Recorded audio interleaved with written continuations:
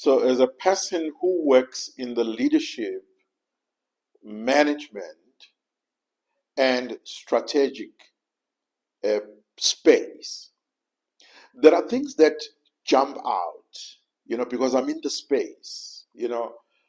I've authored books on leadership, personal mastery, and management, right? So there are leadership issues, especially when we speak about and we zoom in to ethics, right? We zoom into a what I would call principle-centered leadership, which at the moment amongst politicians, not just in South Africa but worldwide, is actually lacking. We do not have intentional, genuine, right, transparent, and most importantly, authentic, principle-centered leaders, political leaders, right? We do not have that.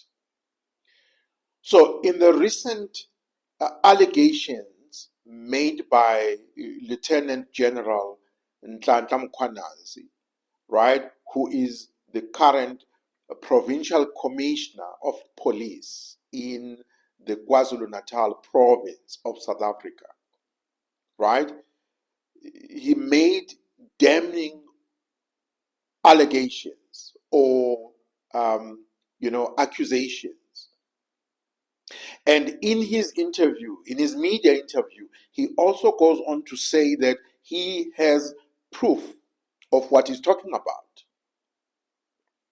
Now, everyone waited with bated breath. We were all anxious, myself included. What is the president going to say? How is he going to respond? How is the ANC top leadership going to respond to this? And how is the government, the GNU, Government of National Unity, how is it going to respond to this as a collective? Right? So we then, a few days later, saw the president speaking for about 5 minutes, straight to the point. He delivers a speech and he says, I'm instituting a commission of inquiry.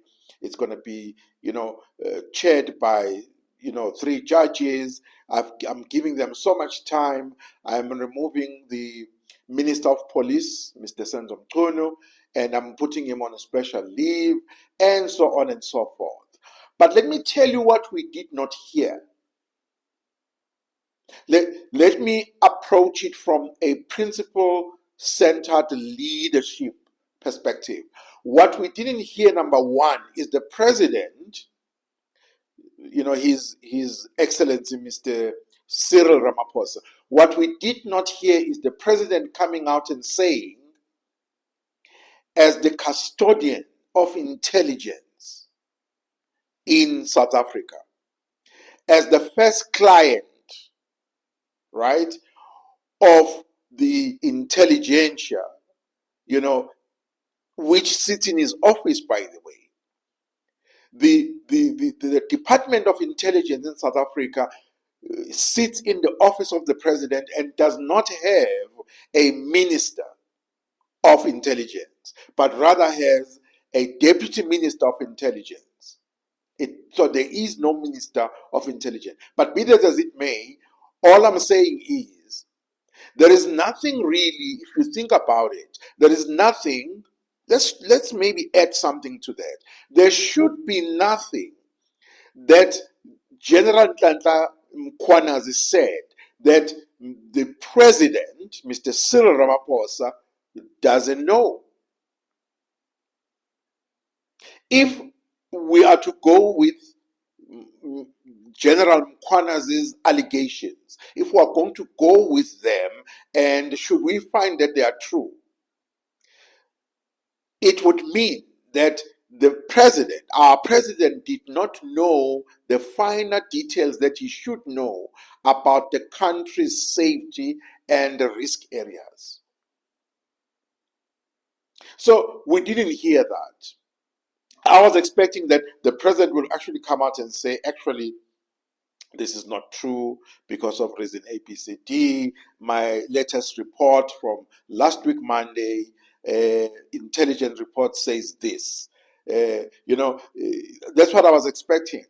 Now let's move on to the Minister of Police, Mr. Senzo Mkhwanazi. I was expecting that the Minister of Police, Mr. Senzo Mkhwanazi, will call a press conference and reject all the allegations and say, this is not true because of reason ABCD.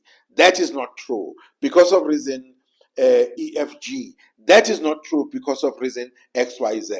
Here is a report. Here's the latest report that I have on those cases. This is the reason why I did A, B, C, D, E, F. But we didn't see that. We did not see a minister of police coming out and saying, in my leadership, under my watch, that did not happen.